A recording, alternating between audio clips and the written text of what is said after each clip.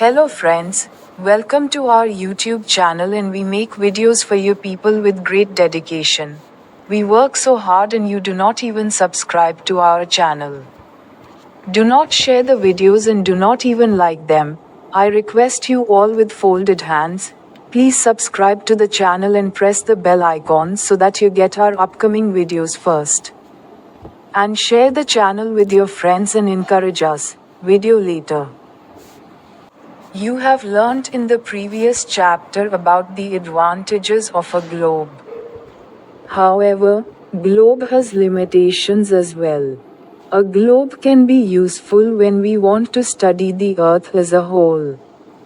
But when we want to study only a part of the earth, as about our country, states, districts, towns and villages, it is of little help. In such a situation we use maps. A map is a representation or a drawing of the Earth's surface, or a part of it drawn on a flat surface according to a scale.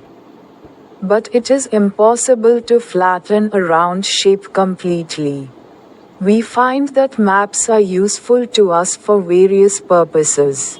One map shows a small area and a few facts. Another map may contain as many facts as a big book. When many maps are put together we get an atlas. Atlases are of various sizes, measurements drawn on different scales. Maps provide more information than a globe. They are of different types. Some of them are described below. Physical maps showing natural features of the earth such as mountains, plateaus, plains, rivers, oceans etc. are called physical or relief maps. Political maps showing cities, towns and villages, and different countries and states of the world with their boundaries are called political maps. Thematic maps. Some maps focus on specific information, such as road. पिछले अध्याय में आपने globe के फायदों के बारे में जाना है। हालांकि ग्लोब की अपनी सीमाएं भी हैं। जब हम पूरी पृथ्वी का अध्ययन करना चाहते हैं तो ग्लोब उपयोगी हो सकता है। लेकिन जब हम पृथ्वी के केवल एक हिस्से का अध्ययन करना चाहते हैं, जैसे कि हमारे देश, राज्य, जिले, शहर और गांव, तो ये बहुत कम मददगार होता है। ऐसी स्थिति में हम मानचित्रों का उपयोग करते हैं। मानचित्र पृथ्वी की सतह या उसके किसी भाग का एक चित्रण या रेखाचित्र होता है जो एक पैमाने के अनुसार समतल सतह पर खींचा जाता है, लेकिन एक गोल आकार को पूरी तरह से समतल करना असंभव है। हम पाते हैं कि मानचित्र हमारे लिए विभिन्न उद्देश्यों के लिए उपयोगी होते हैं। एक मानचित्र एक छोटे से क्षेत्र और कुछ तथ्यों को दर्शाता है। दूसरे मानचित्र में एक बड़ी पुस्तक जितने तथ्य हो सकते हैं। जब कई मानचित्रों को एक साथ रखा जाता है तो हमें एक एटलस मिलता है। एटलस विभिन्न आकारों के होते हैं। अलग अलग पैमानों पर माप खींचे जाते हैं। मानचित्र ग्लोब की तुलना में अधिक जानकारी प्रदान करते हैं। वे विभिन्न प्रकार के होते हैं। उनमें से कुछ का वर्णन नीचे किया गया है।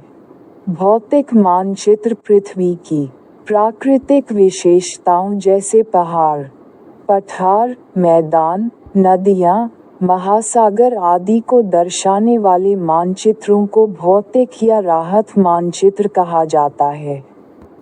राजनीतिक मानचित्र शहरों, कस्बों और गांवों तथा दुनिया के विभिन्न देशों और राज्यों को उनकी सीमाओं के साथ दर्शाने वाले मानचित्रों को राजनीतिक मानचित्र कहा जाता है।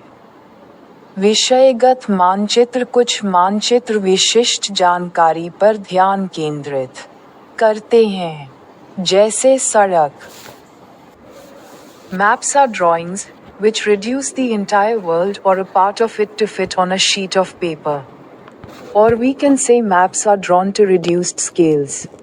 But this reduction is done very carefully so that the distance between the places is real. It can only be possible when a small distance on paper represents a large distance on the ground. Therefore, a scale is chosen for this purpose.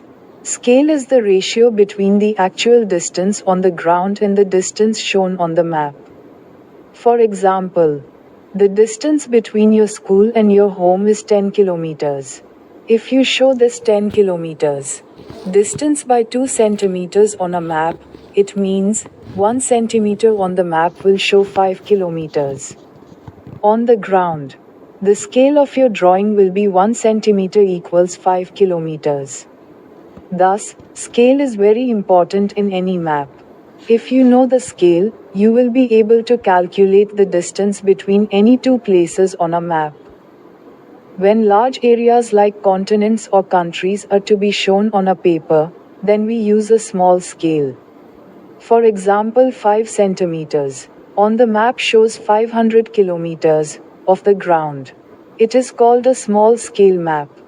When a small area like your village or town is to be shown on paper, then we use a large scale that is 5 centimeters. On the map shows 500 meters only on the ground. It is called a large scale map. Large scale maps give more information than small scale maps. Most maps contain an arrow marked with the letter N direction at the upper right hand corner. This arrow shows the north direction.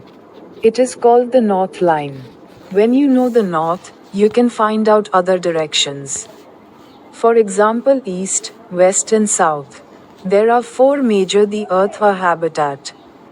मानचित्र वे रेखा चित्र होते हैं जो पूरी दुनिया या उसके किसी हिस्से को कागज के एक पन्ने पर फिट करने के लिए छोटा कर देते हैं। या हम कह सकते हैं कि मानचित्रों को छोटे पैमाने पर बनाया जाता है, लेकिन ये छोटा करना बहुत सावधानी से किया जाता है ताकि स्थानों के बीच की दूरी वास्तविक हो। ये तभी संभव हो सकता है जब कागज पर एक छोटी दूरी जमीन पर एक बड़ी दूरी को दर्शाती हो। इसलिए इस उद्देश्य के लिए एक पैमाना चुना जाता है। पैमाना जमीन पर वास्तविक दूरी और नक्शे पर दिखाई गई दूरी के बीच का अनुपात होता है। उदाहरण के लिए, आपके स्कूल और आपके घर के बीच की दूरी 10 किलोमीटर है।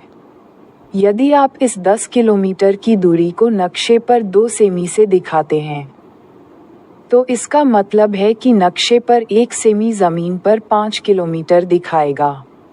आपके चित्र का पैमाना 1 सेमी इक्वल्स 5 किलोमीटर होगा। इस प्रकार, किसी भी नक्शे में पैमाना बहुत महत्वपूर्ण होता है। यदि आपको पैमाना पता है, तो आप नक्शे पर किसी भी 2 स्थानों के बीच की दूरी की गणना करने में सक्षम होंगे। जब महाद्वीपों या देशों जैसे बड़े क्षेत्रों को कागज पर दिखाना होता है, तो हम छोटे पैमाने का उपयोग करते हैं। उदाहरण के लिए, नक्शे पर 5 सेमी 500 किलोमीटर दिखाता है। जमीन का, इसे छोटे पैमाने का नक्शा कहते हैं। जब आपके गांव या शहर जैसे छोटे क्षेत्र को कागज पर दिखाना होता है, तो हम बड़े पैमाने का इस्तेमाल करते हैं जो 5 सेमी होता है। नक्शे पर जमीन पर केवल 500 मीटर दिखाया जाता है। इसे बड़े पैमाने का नक्शा कहते हैं।